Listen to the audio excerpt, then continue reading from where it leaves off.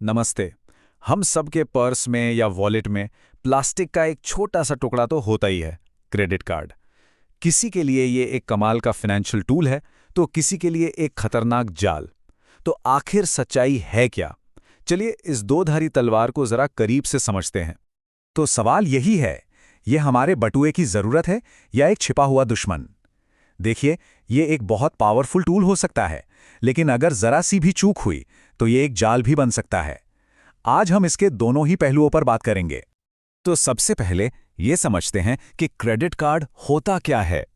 बिल्कुल आसान भाषा में ये एक तरह का उधार है। जब भी कार्ड स्वाइप होता है तो बैंक हमारी तरफ से दुकानदार को पैसे दे देता है। ये एक लोन है जिसे हमें बाद में चुकाना होता है, अक्सर ब्याज के साथ। कभी सोचा है कि जब हम कार्ड इस्तेमाल करते हैं तो पर्दे के पीछे होता क्या है? असल में ये 4 आसान स्टेप्स में होता है। सबसे पहले हमारा बैंक ट्रांजैक्शन को हाँ बोलता है। फिर दिन के आखिर में दुकानदार सारे ट्रांजैक्शन एक साथ अपने बैंक को भेजता है। इसके बाद जो कार्ड नेटवर्क होते हैं जैसे वीजा या मास्टर कार्ड, वो दोनों बैंकों के बीच पैसे का हिसाब किताब करते हैं और आखिर में वो खरीदारी हमारे महीने के बिल में जुड़कर आ जाती है। वैसे उधार का ये आइडिया कोई नया नहीं है। इसकी कहानी शुरू हुई 1900 के दशक में, जब दुकानदार अपने पक्के ग्राहकों को चार्ज कॉइन देते थे। फिर 1950 में आया डाइनर्स क्लब कार्ड, जो पहला यूनिवर्सल कार्ड था। लेकिन असली गेम चेंजर आया 1958 में बैंक अमेरिकार्ड के साथ, जो आज का वीजा कार्ड है। और आज तो हम चिप और टैप एंड पे की दुनिया में जी रहे हैं। चलिए अब बात करते हैं सिक्के के पहले पहलू की। अगर इसे समझदारी से इस्तेमाल किया जाए तो क्रेडिट कार्ड एक जबरदस्त फाइनेंशियल टूल साबित हो सकता है। देखते हैं कैसे। तो इसके फायदे क्या क्या हैं? सबसे बड़ा फायदा तो ये है कि ये एक अच्छी क्रेडिट हिस्ट्री बनाने में मदद करता है। दूसरा, फ्रॉड यानी धोखाधड़ी से बहुत अच्छी सेफ्टी मिलती है। रिवॉर्ड्स तो मिलते ही हैं, जैसे कैशबैक या पॉइंट्स। और हाँ, ये एक इमरजेंसी फंड की तरह भी काम आ सकता है। ऑनलाइन शॉपिंग हो या बड़ी खरीदारी को ईएमआई में बदलना हो, इसमें तो ये बहुत ही सुविधाजनक है। क्रेडिट हिस्ट्री ये बहुत ज़रूरी चीज़ है। इसे एक तरह का फाइनेंशियल रिपोर्ट कार्ड समझिए। जब भी क्रेडिट कार्ड का बिल टाइम पर पूरा चुकाया जाता है तो एक अच्छा रिकॉर्ड बनता है, और यही अच्छा रिकॉर्ड भविष्य में घर या गाड़ी के लिए लोन लेने में बहुत बड़ी मदद करता है। और रिवॉर्ड्स भी तो एक बड़ा कारण है इसे रखने का। सबसे पॉपुलर रिवॉर्ड है कैशबैक, जो करीब 45% लोग पसंद करते हैं। इसके बाद आते हैं पॉइंट्स और ट्रैवल माइल्स। मतलब अगर सही कार्ड चुना जाए तो अपनी ही खरीदारी पर अच्छी खासी बचत की जा सकती है। सिक्योरिटी एक और बहुत बड़ा प्लस पॉइंट है। देखिए, क्रेडिट कार्ड्स डेबिट कार्ड के मुकाबले कहीं ज्यादा सेफ होते हैं। अगर कार्ड से कोई फ्रॉड हो भी जाए तो हमारे बैंक अकाउंट से सीधे पैसे नहीं जाते। बैंक पहले मामले की जांच करता है और ज्यादातर मामलों में वो पैसा हमें नहीं भरना पड़ता। अच्छा, अब बात करते हैं सिक्के के दूसरे और ज्यादा खतरनाक पहलू की। अगर क्रेडिट कार्ड को हल्के में लिया गया तो ये एक बहुत महंगे कर्ज के जाल में फंसा सकता है। और यहीं पे एंट्री होती है मिनिमम अमाउंट ड्यू की। ये वो छोटी सी रकम है जो बैंक हर महीने चुकाने को कहता है। सुनने में तो बड़ा अच्छा लगता है ना? पर सच ये है कि यही सबसे बड़ा जाल है।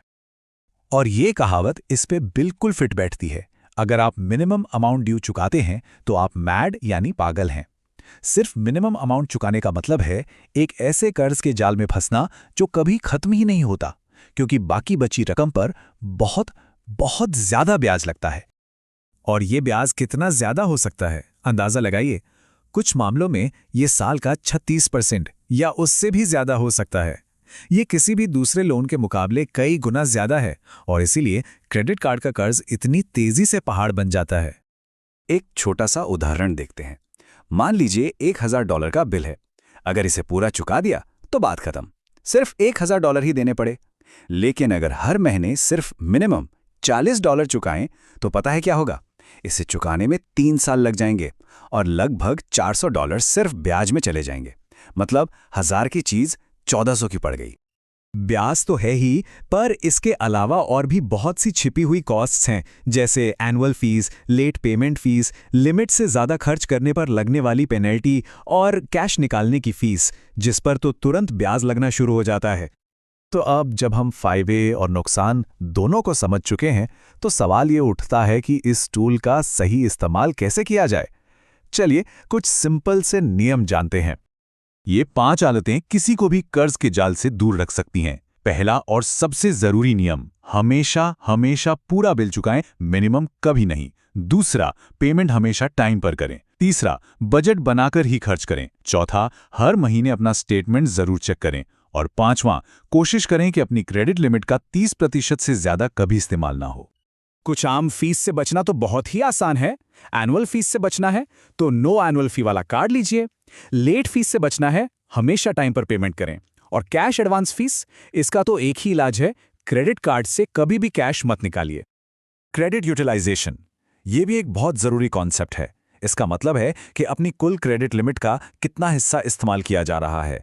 जैसे अगर 1 लाख की लिमिट है और 20,000 का बिल है तो यूटिलाइजेशन हुआ 20%। इसे 30% से नीचे रखना एक अच्छे क्रेडिट स्कोर के लिए बहुत जरूरी माना जाता है। यह दिखाता है कि कोई उधार पर बहुत ज्यादा निर्भर नहीं है। तो घूम फिरकर हम वापस वहीं आ गए हैं जहां से हमने शुरू किया था। पावर और जिम्मेदारी दोनों ही हमारे अपने हाथों में हैं। आखिर में बात बस इतनी सी है कि क्रेडिट कार्ड ना तो अच्छा है ना ही बुरा। ये सिर्फ एक टूल है, बिल्कुल एक हथौड़े की तरह। इससे कुछ बनाया भी जा सकता है और खुद को चोट भी पहुंचाई जा सकती है। इसका नतीजा पूरी तरह से इस बात पर निर्भर करता है कि इसे इस्तेमाल कौन और कैसे कर रहा है। तो अब जब खेल के नियम पता हैं, तो सोचना यह है कि क्रेडिट कार्ड किसी के लिए क्या बनेगा, फाइनेंशियल ग्रोथ का एक जरिया या एक ऐसा जाल जिससे दूर रहना ही बेहतर है। फैसला आपका है।